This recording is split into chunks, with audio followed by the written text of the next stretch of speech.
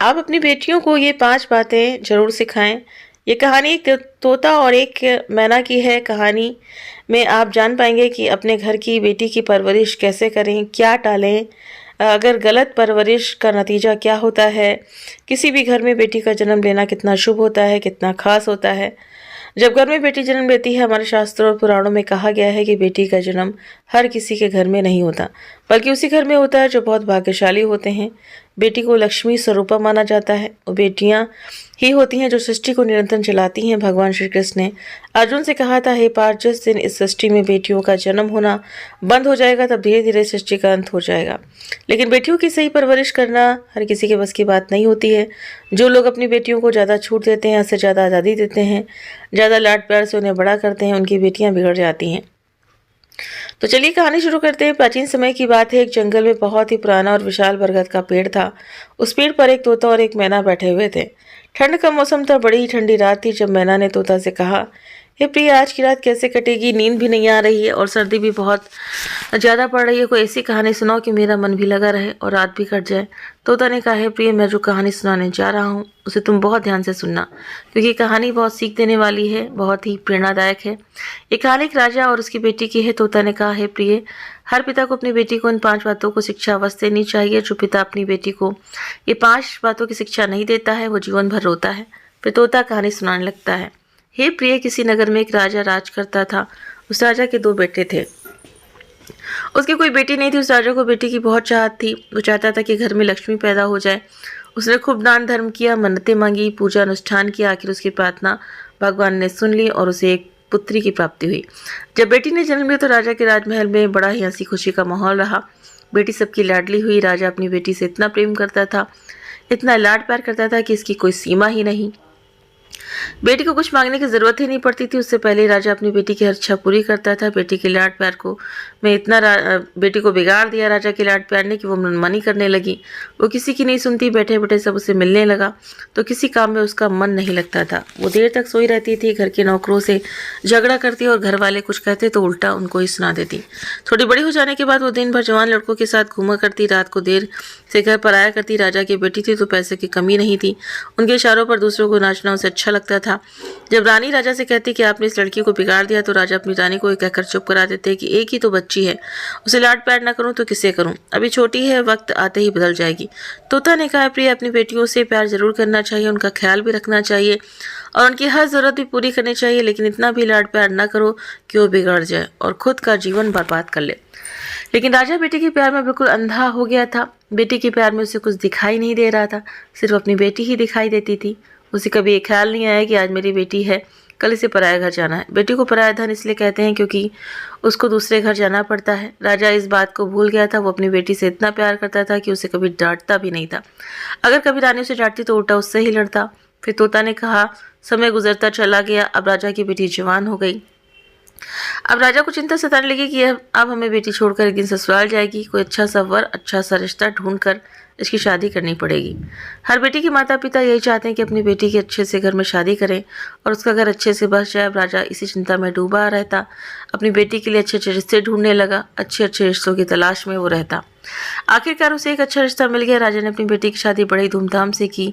बेटी को गहनों से जड़ दिया और विदा कर दिया। जब उसकी बेटी ससुराल गई तो 5-6 दिन बाद अपने पिता को खबर भिजवा दी और कहा कि पिताजी, इसी वक्त आप मुझे लेने आइए। आपने मुझे किस नरक में डाल दिया, मैं इस नरक में इसी क्षण भी नहीं रहना चाहती। राजा अपनी बेटी की बात सुनकर बड़ा परेशान हो गया। फिर राजा रानी से कहने लगी, रिश्ता तो हमने बिल्कुल सही ढूंढा था, एकदम सीधा साधा खानदान है, लेकिन बेटी कह रही है नरक में डाल दिया। 5-6 दिन में ऐसी कौन सी आफत आ गई जिसके कारण बेटी ऐसा कह रही है? राजा थोड़ा चिंता में पड़ गया। रानी ने कहा कि आप वहाँ जाकर एक बार देख लीजिए कि आखिर बात क्या है और वापस आते समय बेटी को भी लेते आइए। अगर हमारी बेटी के लक्षण ठीक हैं तो हमारी बेटी सही होती और उसके संस्कार बिल्कुल सही होते तो बेटी के ससुराल में बेटी के पिता को मान सम्मान दिया जाता है। तोता ने कहा, लेकिन जब वो राजा अपनी बेटी के ससुराल में पहुंचा तो उसको कोई मान सम्मान नहीं मिला, किसी ने उसका आदर सत्कार नहीं किया। राजा जब वहाँ पहुंचा तब सबसे पहले उसे उसकी समधन यानी कि उसकी बेटी की सासू माँ मिली। वो समधन से बातें करने लगा, लेकिन समधन ने मुंह फुला लिया, कोई बात नहीं की। राजा फिर अपने समधी से मिला, उससे बात करने लगा, लेकिन उसने भी कोई जवाब नहीं दिया। मान सम्मान तो छोड़ो, कोई उसे ठीक से बात करने को भी तैयार नहीं हुआ। आखिरकार राजा अपने दामाद से मिलने अंदर पहुंचा तो दामाद ने कहा कि अपनी बेटी को ले जाओ, हमें इसकी ज़रूरत नहीं है। आपने ऐसी बिगड़ी हुई औलाद पैदा की है जो इसने हमारे घर को नरक बना दिया। इसे तुरंत इसी क्षण यहाँ से ले जाओ और जो आपने दहेज वगैरह दिया है वो भी वापस ले जाओ, हमें उसकी ज़रूरत नहीं है। राजा दामाद की बात सुनकर बड़ा दुखी हुआ। वो अपनी बेटी के कमरे में गया और उसने अपनी बेटी से पूछा कि बेटी क्या बात हो गई। राजा की बेटी ने कहा कि पिताजी मुझे इस नरक में नहीं रहना, अगर आप मुझे जिंदा देखना चाहते हो तो इस नरक से मुझे बाहर निकालो, अभी इसी क्षण यहाँ से ले चलो। बेटी की बात सुनने के बाद राजा उसे साथ लेकर निकल पड़ा। निकलते समय भी बेटी के ससुराल वाले बात करने के लिए नहीं आए। राजा बेटी को लेकर अपने घर रवाना हुआ। रास्ते में उसने बेटी से पूछा कि बेटी एक बार बताओ तुम्हारी सासू माँ कैसी है, तुम्हारे साथ उनसे कैसा बर्ताव किया। बेटी ने कहा पिताजी मेरी सासू का मेरे सामने नाम मत लो, उसने मेरा जीना हराम कर दिया था, वो हर वक्त मुझे परेशान करती रहती थी। राजा ने कहा बेटी अपने ससुर के बारे में बताओ, तुम्हारे ससुर कैसे हैं। बेटी कहने लगी पिताजी क्या बताऊं, वे बड़े ही दुष्ट राक्षस की तरह व्यवहार करते हैं। फिर राजा ने कहा ठीक है बेटी उन्हें छोड़ो, ये बताओ तुम्हारे जेठ और जेठानी कैसे हैं। तो बेटी ने कहा जेठ और जेठानी दोनों एक नंबर के हरामी हैं, वे दोनों रोजाना मुझे तंग करते रहते हैं। बेटी की ये सारी बातें सुनने के बाद राजा ने पूछा बेटी तुम्हारी ननद कैसी है, वो तो ठीक होगी, उसके साथ तो तुम्हारी बनती होगी। बेटी ने कहा ननद तो बिल्कुल चुड़ैल है, निकम्मी है, बैठकर खाने वाली है। राजा ने फिर पूछा ये बताओ तुम्हारे पति कैसे हैं। हमारे दामाद तो बिल्कुल ही सीधे साधे हैं, वो तो तुमसे बहुत प्रेम करते होंगे। राजा की बेटी ने कहा कि वे भी बड़े दुष्ट स्वभाव के, उन्होंने कभी मुझे खुशी से रहने नहीं दिया, वे हर बात पर मुझसे झगड़ा करते थे और मेरी कोई बात नहीं मानते थे। राजा ने अंत में फिर पूछा बेटी ये बताओ कि तुम्हारे अड़ोस पड़ोस के लोग कैसे हैं, उनमें किसी से तुम्हारी दोस्ती हुई। बेटी ने जवाब दिया कि पिताजी मोहल्ले वाले सभी निठल्ले और बदमाश हैं, पीठ पीछे मेरी बुराई करते हैं। राजा अब सोचने लगा कि मैंने बड़ा सोच समझकर रिश्ता ढूंढा था, अब एक इंसान खराब हो सकता है, दो खराब हो सकते हैं, हो सकता है बेटी के ससुराल वाले खराब हो सकते हैं, लेकिन अड़ोस पड़ोस के लोगों को क्या लेना देना, वो कि उसके बारे में बुरी बातें करने लगेंगे। सब गलत कैसे हो सकते हैं, शायद दोस्त मेरी बेटी का ही है, दोष वहाँ के लोगों में नहीं। राजा को अब बात समझ में आ गई कि सारा नतीजा उसके लाड प्यार का है। रानी रोकती रही लेकिन मैं ही बेटी के प्यार में अंधा हो गया था। अगर मैं इसे इतना लाड प्यार नहीं करता और अच्छे संस्कार देता तो आज ये नौबत नहीं आती। राजा चुपचाप बेटी को लेकर अपने घर गया। जैसे ही राजा की बेटी ने मायके में कदम रखा तो उसकी भाभियों ने मुंह फुला लिया। अब राजा की बेटी सोचने लगी कि भाभियों को क्या हुआ, ये क्यों मुंह फुला के बैठी हुई हैं, ये तो बड़े प्यार से बातें किया करती थी, अब क्या हुआ जो ये बदल गई, मुझे देखकर मुंह फुला रही हैं। उसने जाकर भाभी से पूछा कि ऐसी क्या बात है, तुमने मुझे देखकर मुंह क्यों फुला लिया। भाभी कहने लगी अब क्या तुम्हारी आरती उतारूं, तुम्हें अच्छे से शादी करके विदा कर दिया था, लेकिन तुम फिर से हमारी छाती पर मूंग दलने के लिए आ गई हो।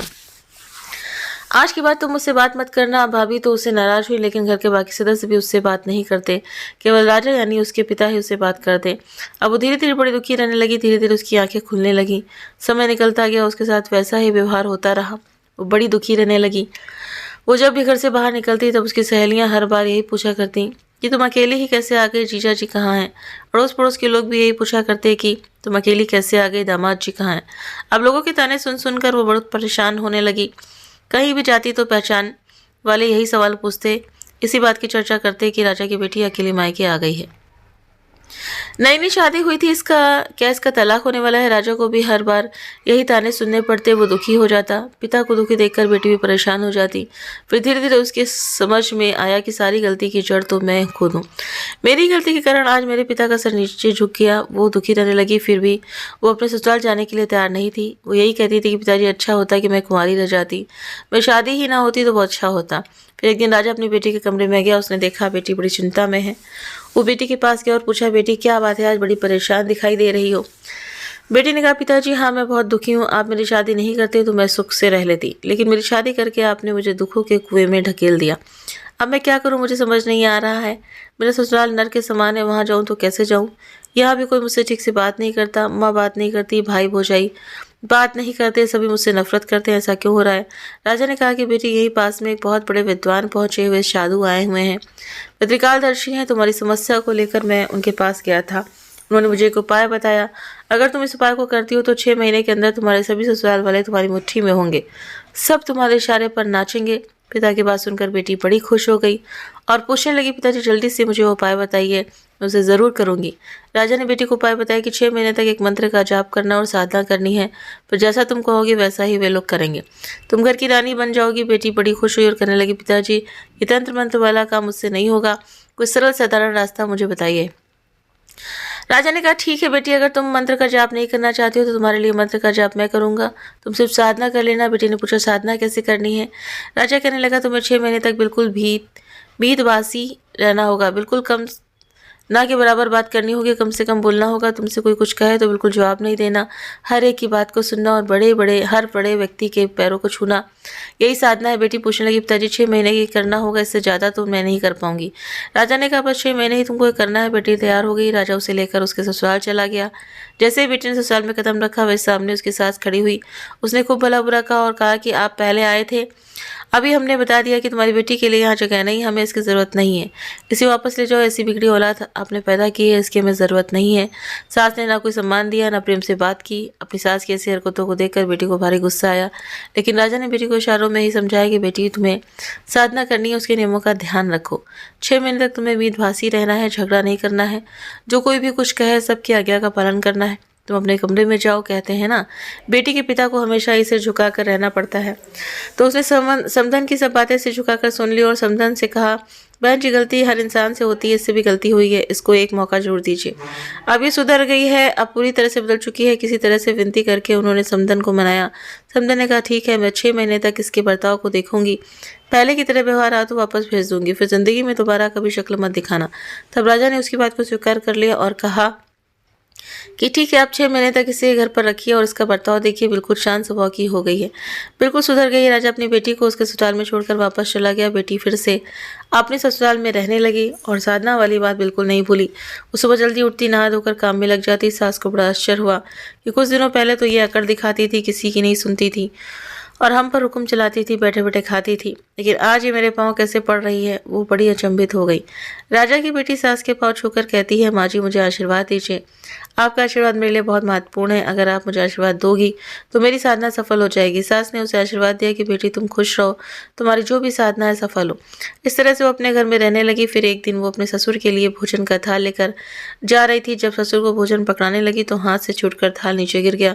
ससुर उस पर गुस्सा हुआ, उसे डांटने लगा और कहने लगा कि तुम्हें तमीज़ नहीं है, तुम्हें काम भी ठीक से करना नहीं आता, तुम्हारे यहाँ ज़रूरत नहीं है, तुम यहाँ से जा सकती हो, बिगड़ी औलाद कभी सुधर नहीं सकती। राजा की बेटी ने मन ही मन विचार किया कि अगर मेरे पिताजी मंत्र का जाप नहीं कर रहे होते तो इसे मैं इसी क्षण सबक सिखा देती, लेकिन मैं करूं क्या करूं, मैं साधना कर रही हूं।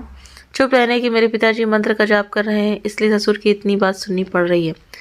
फिर उसे जब भी कोई कुछ कहता है तो उसको गुस्सा तो बहुत आता है, बहुत चिड़चिड़ापन होता है, लेकिन फिर उसे पिता की बात याद आ जाती कि तुम्हें 6 महीने तक साधना करनी है और चुप रहना है। इसी बात को सोचकर वो शांत हो जाती, अपने गुस्से को कंट्रोल कर लेती। इस तरीके से उसने बड़ी मुश्किल से अपने गुस्से पर काबू पाया। फिर धीरे धीरे ससुराल वालों ने स्वीकार किया कि ये सचमुच बदल गई है, उसका घर बसने लगा, ससुराल वालों से प्रेम मिलने लगा। 6 महीने बाद वो गर्भवती हो गई, फिर वो माँ बन गई। अब उसकी गृहस्थी बढ़िया आराम से चलने लगी। इसीलिए कहते हैं कि बेटी को हद से ज़्यादा लाड प्यार करना और उसको सिर पर चढ़ाना बड़ा ही खतरनाक साबित होता है। बेटियों से प्रेम करना ही चाहिए, उनकी हर चीज़ का ख्याल रखना चाहिए, लेकिन इतना भी सिर पर नहीं चढ़ाना चाहिए कि किसी दिन वो उसे भारी पड़ जाए और परेशानियाँ आप तक पहुँचे, उसका जीवन बर्बाद हो जाए और आप भी सुख से न जी पाएँ। तोता फिर अंत में 5 ऐसी बातें बताता है, उन्हें ध्यान से सुनो। पहली बात, लाड करें तो बेटा बिगड़े, भेद दिए तो नारी। दूसरी बात, रोब दिखाए नौकर बिगड़े, मेल बिना सरदारी। तीसरी बात, धोखा देने से दोस्ती बिगड़े, यारी में हो खारी। चौथी बात, रोए मान घटे बंदे का दुख चिंता में काया। 5वीं बात, दौलत दिखाए बेटा बिगड़े, लाड करे से बेटी। तोता ने 5 बातें बताकर अपनी कहानी को समाप्त किया। इन 5 बातों को मनुष्य को अपने जीवन में उतार लेना चाहिए। तो उम्मीद करते हैं कि आपको ये कहानी और जानकारी पसंद आई होगी। वीडियो पसंद आया हो तो वीडियो को लाइक शेयर सब्सक्राइब करना ना भूलें। अपने कमेंट करके भी हमें ज़रूर से ज़रूर बताएं और मिलते हैं आपसे नेक्स्ट वीडियो में नई कहानी और नई जानकारी के साथ में। Thank you.